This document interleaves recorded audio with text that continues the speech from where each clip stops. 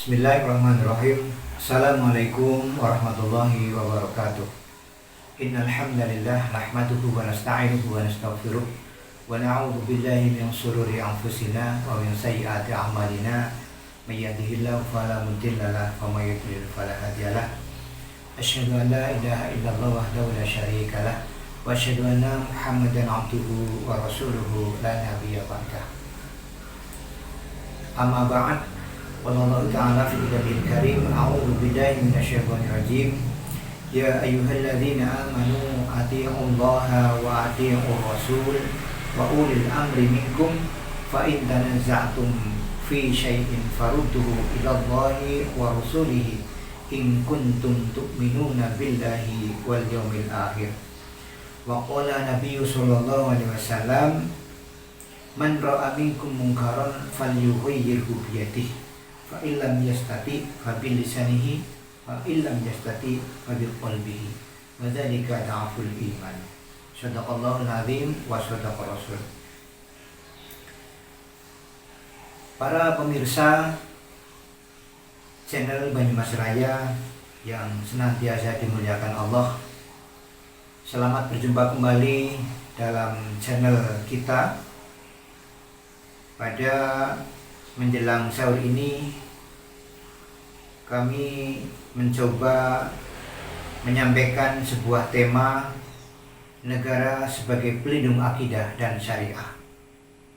Mudah-mudahan apa yang kami sampaikan bisa bermanfaat untuk kita semua dan akan menambah keimanan dan ketakwaan.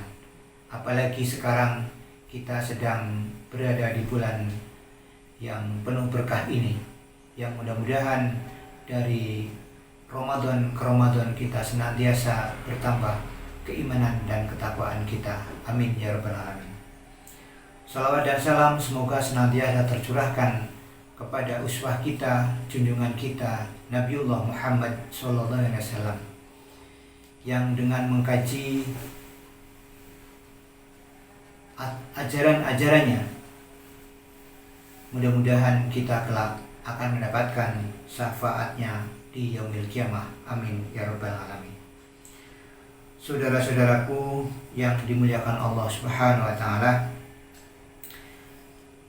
di dalam ayat Al-Qur'an An-Nisa 59 yang di awal kami sebutkan, a'udzu billahi minasyaitonir rajim, ya ayyuhalladzina amanu athi'ullaha wa athi'ur rasula wa ulil amri minkum fa in tanaza'tum fi syai'in farudduhu ilallahi wa rasulihi in kuntum tu'minuna billahi wal yawmil akhir.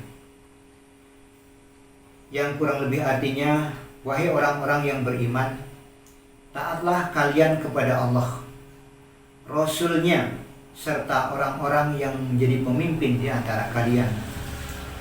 Jika kalian berselisih dalam suatu urusan, maka kembalikanlah kepada Allah dan Rasulnya, jika kalian beriman kepada Allah dan hari akhir.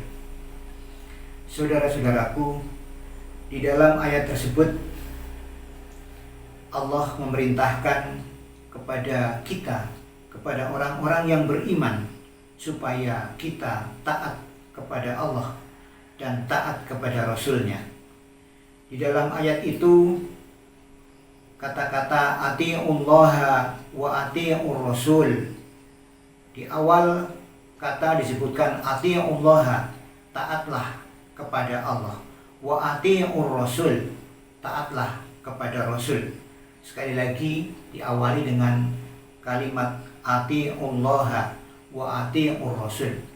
Ati'ullaha artinya taatlah. Jadi di dalam ayat tersebut kita menarik kesimpulan bahwasanya taat kepada Allah dan taat kepada Rasul adalah mutlak.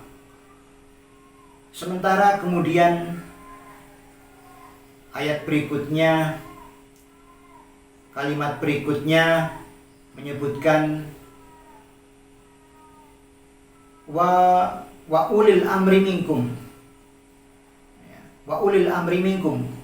Di dalam kalimat itu tidak diawali dengan atiullah, atau kata-kata yang mengandung arti taatlah gitu. Jadi di sini mengandung arti bahwasannya taat kepada ulil amri ini adalah bersyarat. Syaratnya apa? Syaratnya adalah kalimat berikutnya. Ya. Jika kalian berselisih, kata kalian di sini adalah bermakna pemimpin dan juga yang dipimpin. Ya. Di situ ditegaskan kembalilah kepada Allah dan Rasul-Nya. Ya, sebagai sebuah ketaatan mutlak kepada Allah dan Rasul-Nya, itu ini mengandung arti bahwasannya seorang pemimpin yang kita taati adalah pemimpin yang taat kepada Allah dan pemimpin yang taat kepada Rasulullah Muhammad SAW. Dan kemudian ayat itu diakhiri dengan jika kalian beriman kepada Allah. Nah, ini perintah ketaatan kepada Allah, ketaatan kepada Rasul, dan juga ketaatan kepada pemimpin ini dikaitkan dengan kalimat beriman kepada Allah. Ada syaratnya gitu. Jadi bisa dikatakan mafhum mukhalafatnya, apabila kita tidak beriman kepada Allah dan hari akhir, maka kita tidak perlu beriman, kita tidak perlu taat kepada pemimpin, kita tidak perlu taat kepada Rasul, kita tidak perlu taat kepada Allah itu. Karena di sini mengandung prasyarat, ya, prasyarat yaitu jika kalian beriman kepada Allah dan hari akhir.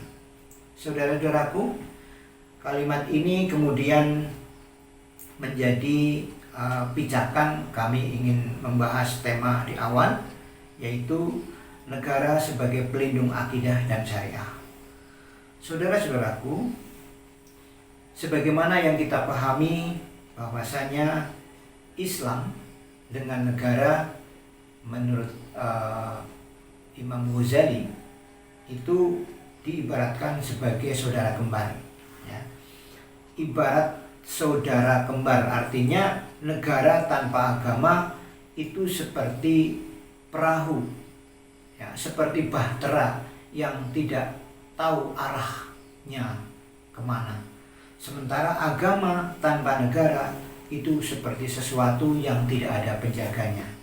Ini tentu sesuatu yang tidak ada penjaganya akan sirna, akan musnah. Saudara-saudaraku yang dirahmati Allah Subhanahu wa taala, ya, mafhum kita pahami bahwasanya Rasulullah SAW telah mewariskan kepada para sahabat sebuah sistem pemerintahan yang disebut dengan khilafah. Ya, ini menjadi landasan berpikir kita bahwasanya khilafah itu hukumnya wajib, sebagaimana yang telah disampaikan, disampaikan menjadi pendapat oleh imam mazhab yang 4. Ya. Kemudian juga di situ sebagai sumber hukumnya juga adalah ijma para sahabat. Ya, saat itu para sahabat tidak mensegerakan mengubur jenazah beliau, ya, sebelum mereka memilih pengganti Rasulullah SAW sebagai kepala negara. Karena kita pahami juga bahwasanya Rasulullah SAW sebagai Nabi dan sebagai Rasul dan juga sebagai kepala negara. Kalau kita amati dari sepak terjang beliau, ya, beliau dan para sahabat itu melakukan aktivitas sebagaimana kepala negara beserta staf-stafnya. Saudara-saudaraku yang dirahmati Allah Subhanahu wa taala, negara yang demikianlah negara yang bisa melindungi akidah umat Islam, negara yang bisa melindungi syariat, ya, supaya syariat Islam itu bisa diterapkan secara kafah. Kalau negaranya adalah negara sekuler, tentu tidak akan melindungi akidah warga negaranya. wabil khusus umat Islam. Jadi menurut kacamata orang-orang liberal, ya, bahwa agama itu adalah hak asasi manusia. Jadi mereka itu berhak berpindah agama dari agama satu ke agama yang lain. Ini dilindungi oleh undang-undang. Ya. Tidak demikian dalam Islam. Dalam Islam, orang yang murtad atau yang berpindah agama itu akan dikenai hukum bunuh. Ya. Ini apabila sudah dilakukan 3 kali peringatan, diperingatkan 3 kali kok ternyata masih juga tidak mau kembali kepada Islam, maka negara sebagai institusi pelindung akidah akan menjatuhi hukuman bunuh kepada orang yang murtad tadi. Saudara-saudaraku yang dirahmati Allah, demikian juga syariat Islam. Ya, ini ketika warga negara, wabil khusus umat Islam ini tidak melakukan sholat misalnya, maka negara juga akan mengambil tindakan, ya, akan menegurnya dan kemudian akan menghukumnya apabila mereka juga tidak melakukan atau tidak melaksanakan sholat 5 waktu misalnya. Demikian juga hukum-hukum yang lain, syariah-syariah yang lain, ya, termasuk zakat, ya, termasuk menutup aurat, ya, termasuk hukum yang kaitannya dengan ekonomi, misalnya ada orang yang meribakan hartanya umpamanya, maka negara akan mengambil tindakan. Jadi keberadaan negara, ya, itu akan melindungi keselamatan jiwanya, ya, keselamatan jiwa umat Islam. Di situ ada yang disebut dengan maqasidus syariah, ya, ada yang melindungi jiwa, ya, mereka itu akan dijaga apabila orang membunuh manusia, membunuh orang lain tanpa hak, maka dia akan juga dijatuhi hukuman bunuh pula yang disebut dengan hukum qisas. Termasuk juga melindungi keturunan, yaitu dengan diterapkannya hukum rajam bagi orang yang berzina. Bagi orang yang berzina, kalau dia itu sudah menikah atau sudah pernah menikah, maka dihukum rajam. Apabila belum pernah menikah, maka akan dihukum cambuk, ya. Kemudian juga ada melindungi mal atau melindungi harta dengan diterapkannya hukum potong tangan bagi orang-orang yang mencuri.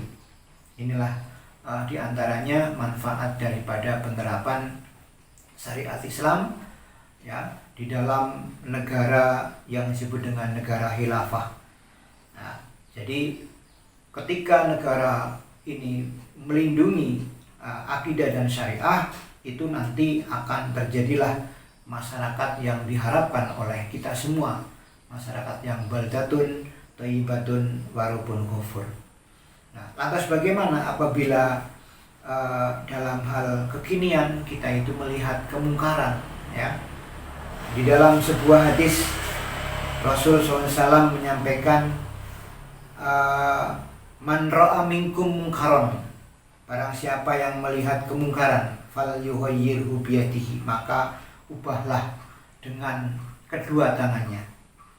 Fa illam yastati fa bilisanihi, apabila dengan tangannya dia itu tidak berkuasa, tidak mempunyai kemampuan, maka dengan lisannya, ya.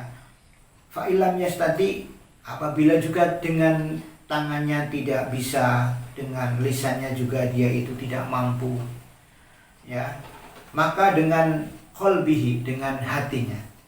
Tapi kemudian hadis tersebut diakhiri dengan wadzalika dha'aful iman, yang seperti itu adalah selemah-lemahnya iman.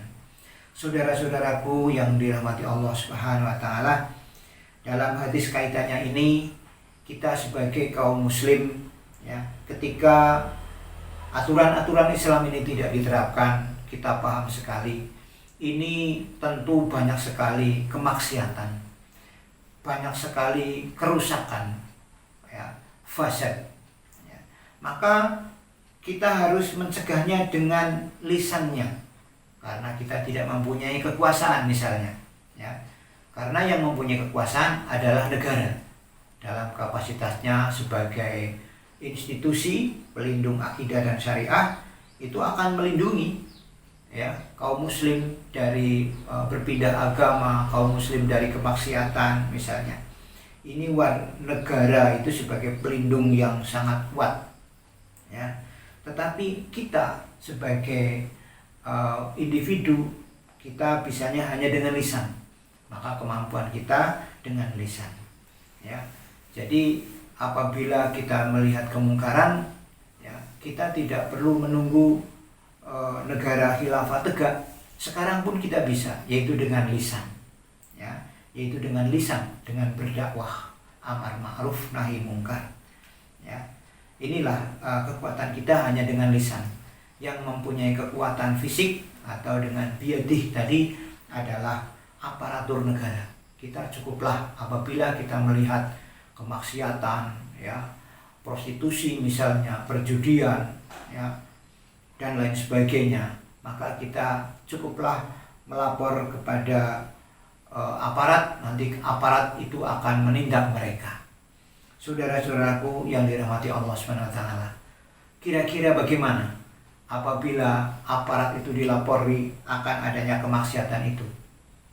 Barangkali ada yang pernah melakukannya, ya. Tidak semuanya langsung turun tangan, ya. Mengapa? Karena bisa jadi kemaksiatan itu bekerja sama dengan negara, ya. Mohon maaf ini. Jadi mungkin akan disampaikan oleh pemateri yang akan datang terkait dengan kapitalisme. Bagaimana kapitalisme itu memandang sebuah perbuatan. Ternyata negara ini tidak lagi melihat halal haram, ya. Apabila dari aktivitas itu bisa memberikan masukan cuan kepada negara, maka boleh jadi negara memberikan legalitas akan aktivitas tersebut, ya. Entah itu prostitusi, entah itu bank-bank ribawi, entah itu perjudian dan lain sebagainya, banyak sekali.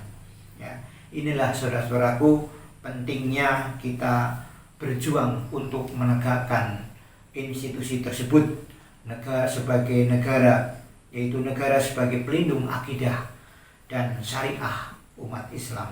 Sangat penting, sangat mendesak, ya. Kita perlu sekali untuk bersama-sama berjuang menegakkan institusi tersebut supaya kemaksiatan, kemungkaran itu tidak berlarut-larut, tidak berlama-lama terjadi di dunia ini. Memang betul bahwasanya kemaksiatan dan kemungkaran itu tidak akan hapus, tidak akan hilang 100%, tapi paling tidak bisa kita minimalisir dengan adanya petugas-petugas atau aparatur negara yang betul-betul beriman, yang mengabdikan bukan hanya sekedar sebagai pegawai, tapi juga mengharapkan ridho Allah Subhanahu wa Ta'ala. Mereka bekerja dengan ikhlas, mereka itu benar-benar menegakkan aturan Allah. Mereka adalah perpanjangan tangan dari pemimpin yang ikhlas, pemimpin yang betul-betul taat kepada Allah, pemimpin yang takut ketika berjumpa dengan Allah kelak di yaumul hisab, karena kepemimpinnya akan dimintai pertanggungjawaban oleh Allah Subhanahu wa Ta'ala. Ya, mudah-mudahan tidak lama lagi negara yang sebagaimana yang kami gambarkan di awal itu betul-betul akan segera terwujud, ya. Dan kita semuanya bisa hidup di dalamnya dengan adil, dengan damai, aman, tentram. Itu saja barangkali yang bisa kami sampaikan. Kurang lebihnya mohon maaf. Wabillahi taufiq wal hidayah. Wassalamualaikum warahmatullahi wabarakatuh.